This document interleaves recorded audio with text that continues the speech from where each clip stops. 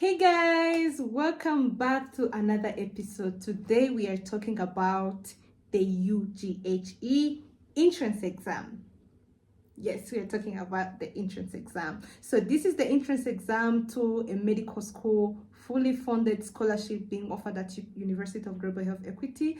Applications are currently open until January. So if you are a person watching this video for the first time, you don't know what this scholarship is about, you are interested, you want to apply, I have talked about this previously. I have a video that describes everything about this scholarship and the eligibility criteria and countries which are eligible to apply, specifically because African countries plus people with a refugee status, whether it is in Africa or in Rwanda. So let me please firstly go to the link in the description, check the video, check what the scholarship is about, so that you can learn more details. Otherwise, if you are here, you are applying or you are planning to apply and you want to know what the exam is about, you are at the right place. So stick with me and let's talk about the actual exam which students do.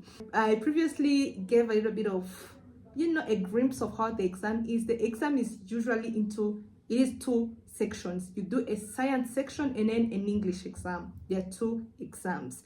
And I want to let you guys know you don't really have to be extremely worried about knowing another extra content, because the content in the exam, it is the content of things you studied in high school. You remember that people who are eligible are people who studied sciences in high school, or any other person who already did their undergraduate degree in a medical related field, let's say something like anesthesia, something like nursing or dentistry, and they want to be a medical doctor. They're also eligible to apply, but the content, it is that high school science content. You have to revise your senior 6, senior 5 science classes and math classes. There is nothing extra, but I want to be more specific of how the exam is. First things first, I already told you guys that it is in two sections, the English and the science exam. So to be specific, the exam is for 4 hours. So that is 240 minutes. Yes. 240 minutes. So you have 120 minutes for English and then 120 minutes for the science exam. So now let's get into details. First things first, before we actually get into the exam, you need to be aware of things you need to bring at the exam station. These are the things which they are going to remind you. If you get selected after the online application form, you will receive an email that will be telling you things which you need to bring. Things might change, so I'm giving you a glimpse in accordance to my own personal experience. So please watch out. Sometimes things might change, but these are what they usually ask about you. Firstly, we have to bring your Rwandan national ID or your passport. You have to carry this around. You have to bring a pencil, but also a pencil sharpener, but also a rubber for, of course, to rub whatever you have written with your pencil. And you also will need a calculator to do some simple math which they will give you in the exam. So please have those ready. And after preparing all of that, please also be aware of the time. If they tell you a specific time to arrive, please, I'm telling you, arrive at the exam site on time. Arrive at the exam site on time. So most of the times they tell students to arrive at the station around 7 with everything which they need, and usually there is a period of 1 hour and 15 minutes of doing a regular check-in, making sure that students who arrived are the students who who were invited to come, making sure you have your ID and everything else which were requested. Please, if they request you to bring things and you don't bring them, you might be disqualified. So it's better to bring these things. If you end up not using a calculator, it's okay, but at least have it and be a good student and professional one to show that at least you know how to follow the rules. So after you arrive on the exam, first things first, they will do a check-in for like an hour up to 15 minutes of everyone, and then you guys will go to the exam site. So now let's talk about the actual exam. Starting with the English exam, as I talked about, the English exam it is for 120 minutes, and these are usually about 75 questions. The questions might change in the future, I'm not sure, but this is what I'm telling you is the usual thing. So the 75 questions are usually about reading and comprehension and grammar and vocabulary. So let me give you examples of questions they might ask you in the English part of the exam for 120 minutes. So they're going to bring essays about a particular topic. It could be biology, it could be chemistry, it can be sociology, politics. These are actually essays which exist in textbooks which we use to study in. And then they will be testing about your comprehension and understanding of things which are talked about in the essay. So they are going to ask you questions about the essay, and then you have to choose in multiple answers the right answer. And then there are going to be specific questions where they ask you, oh, this specific term was used in the paragraph this way. What they want to mean when they used this specific sentence. Let's say, for example, there was a paragraph that said, my name is Jocelyn actually. Jocelyn is a very nice woman. And then they ask, what's the meaning of nice in that statement? And then they give you multiple answers. It could be good, beautiful, amazing. And then you choose one of them which is consistent with what they wanted to mean in the paragraph. And then they're going to also ask you things about vocabulary and grammar. And for these ones, there will be questions where they will write a sentence, and then they want you to fill in what could be missing. It could be a verb, it could be a noun or a pronoun, and then they will give you multiple answers and you choose. So these are like they are questions which are in the same form of a TOEFL. In a TOEFL exam, especially the reading part. If you have done TOEFL, I believe you understand what I'm saying. But if you haven't, for the sake of practice, there are free TOEFL English exams which are available online. But also the questions are going to be in that format. So grammar, vocabularies, and then especially comprehending what the text are talking about in these essays which they're asking. You have 2 hours to do this. You don't necessarily have to do it for 2 hours. If you finish earlier, it's okay. But if you finish later, it's not okay. You have to finish this within 2 hours. You won't have extra time, unfortunately. So these are the things we have really literally gone through in high school, these grammar, vocabularies. But also, if for the sake of practice, if you want to practice your grammar and vocabularies, you can always check online and check other English testing grammar exams for you to get a little bit of practice. But it's basically also the things which or if you had a program you were really studying English vocabularies in high school, they're the things which you studied. But for the sake of preparation, you can find a test online and prepare yourself. And then for the science exam, it is in 3 sections. They're going to be asking biology, chemistry, and mathematics. Those are the things which you have studied in high school, the things we have talked about. But to be specific, starting with the biology, they mostly focus also around topics which we saw in high school, especially from senior 4 to senior 6. These are things around biomolecules, DNA, human genetics, basic cell biology, basic microbiology, and basic human biology. And for the chemistry, it's usually about the atomic structures, basic thermodynamics, and then the basic acid-base chemistry. You remember those things we were doing and going in the lab, huh? Titration and everything. Go revise that. I know that you guys studied that in high school. And then for math, you will have some charts and some graphs, but you also do some basic math solving questions. And for these ones, it is also going to be things you really saw in high school. Even if you were not a math major. I was not a math major. I studied physics, biology, and chemistry. But then when I was preparing for this exam, I went because we were having another extra class called math. Though it was not my major. I was only studying math for it wasn't like a major. It wasn't a major because it wasn't among the things I was studying. It was like less time in a week. So I just went back and revised my math classes. I revised with one of the guys who had math as the major. And it was really okay. So I would really encourage you guys to focus on things you studied in school. It's what they are going to bring. By that time, honestly, I didn't even check anything online. I just revised. I still had my notebooks, and because literally I brought my books at home. I know sometimes after graduation, after you finish high school, you're like, I'm done with this thing, and then you leave all your notes at school and the books.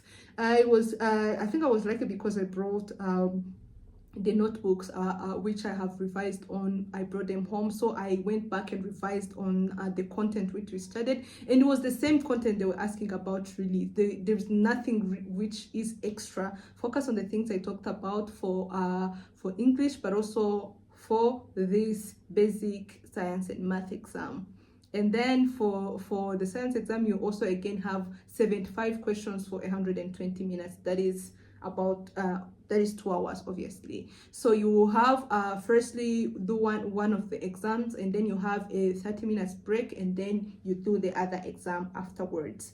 This is an arrangement which has been previously used. It doesn't necessarily mean it's what's going to be used again, but it gives you a glimpse of how the exam is. By the time you get selected, you get specific instructions about that exam.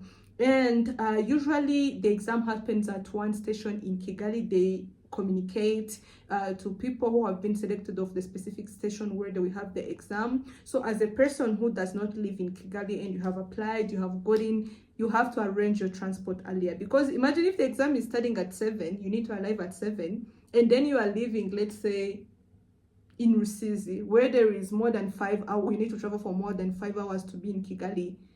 I would advise you to travel the day before, because imagine traveling that whole morning and arriving, you are very tired, you just traveled for almost 6 hours, and then you have to do an exam, an entrance exam. So for people who live in the country, or not in the countryside, who don't live in Kigali, I'm sorry to use that term, please travel before so that you arrive on time. These are for people who are in Rwanda. For international students who apply, the exam is the same, but then you guys will do it online. It's different, because for people in Rwanda, you just have to meet at one station and you do the exam. I think that's about it on the exam. If you guys have particular specific questions, you can ask me from the comment and I will try to tackle them. But that's really about it. So another thing which I want to emphasize, they are really big on not cheating. I know depending on the school which you went to in high school, people have different experiences. If you went to a school which was really strict on the not cheating thing, you already know that cheating comes with consequences. So I would advise you, even if you and your best friends get accepted to go do an entrance exam and you sit together, please do not talk to each other. Focus on your exam, because you will be, you will be rejected from going to the next step if you are caught talking to another person or cheating, any small thing. I would advise you, if you go to this exam, to just focus on the exam. It's going to be the content you saw in high school, the content you revised when you were preparing for the national exam. There is no need for you to talk to other people, really. And secondly, please, I'm going to emphasize this again: arrive on time. Arrive on time. These people are so big on time. We have this African mentality of saying, oh, if they say something is starting at 7, then it's definitely starting at 8:30 or it's starting at 9. It's not the same. If they tell you an exam is at 7, for these guys, they start on time. Please arrive on time and have everything ready: the sharpener, the pencil, the rubber, your national ID or your passport if you're not Rwandan. Have those ready and bring it. If you have questions before the exam for particular things which might not be resolved, I'm going to remind you again the information, the contact information of the admission team. I am here sharing my personal experience. I'm not part of the admission team, so whatever questions I can answer for you guys would be around my own personal experience. I do not admit students at UGHE, okay? So if you have particular questions and it's nearly the exam, the right person to ask these questions is directly to the admission team, because they're the ones who can help you or guide you. And I want to tell you guys that sometimes the exam happens on a Saturday. So for people who are Seventh-day Adventists, I'm just preparing you mentally, because it happens that you might find that the exam is on Saturday. Maybe pray that for this time it doesn't happen on a Saturday. So if it's happening on a Saturday, then you need to to decide earlier whether you are going to do this exam or not, because I know that for some people, depending on your religion or what you believe in, you don't believe in doing anything other than praising God and serving people on a Saturday. So if it happens that the exam is on a Saturday, people who do not believe into doing something on a Saturday, you have to make this big decision whether you're going to do the exam or not, because no matter how much you preach, it's not going to matter. The day they put the exam is the day they put the exam. So you have to mentally prepare for this one. Hopefully it won't happen that we prepare on a day which will not really cause issues with some people depending on what you believe in, but it happens that the exam could be on a Saturday too, so get ready for that. I think that's about it. Let me know if you guys have any other specific questions. Otherwise, I am planning to make a video about the interview. Good luck to people who are applying. The next time we meet, I'll make a video about the interview. And for the people who have done the exam, I'm sure that you guys will have passed. Good luck to you guys. Firstly, get through the application phase, and then by the time you get in, come back and watch this video. Prepare yourself for the exam. I would also encourage you to look for a partner. For me, it helped me because I was preparing for this exam. I was confident with things like biology and chemistry. I just had to revise my notes. But then for things like math, because I did biology, chemistry, and physics, so I know that physics has a little bit of math, but then we're not doing physics, we're doing math. So I was not confident on my math part. That's why I looked for a study partner. We went through the math content from senior 4 to senior 6.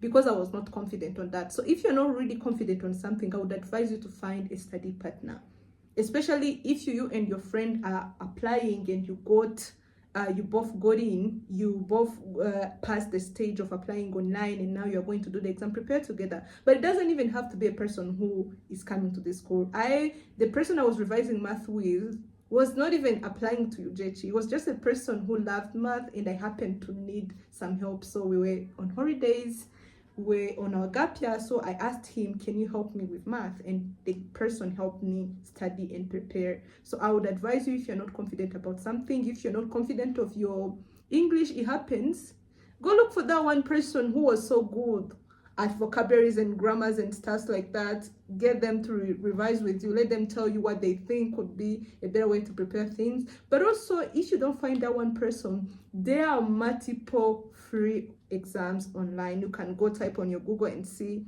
a free vocabulary English exam, or you can even where that would be going to the extreme end of looking at TOEFLs and other things. But then there are free English test exams. You can always practice and get ready. Otherwise, if you are really fluent in English, things we are going to be asking you are things which are going to be realistic sentences you use in everyday life. But again, preparation is better than assuming. So please, I know you might have been the best student in high school. You might have been the most fluent debater, essay writer. You might have been the best science student. But I would advise you, please revise. At least you will not, it will give you more confidence. But you also, if you do not pass this stage, you won't have to blame yourself for not revising. At least you will have revised. I know there are people who don't revise and they still pass anyway, but if I had to share my personal experience, I revised. I went back and revised. It was not, yes, I really went back and revised. So I would advise you to do the same for you to be able to pass the exam. Otherwise, good luck. See you on another video. Bye.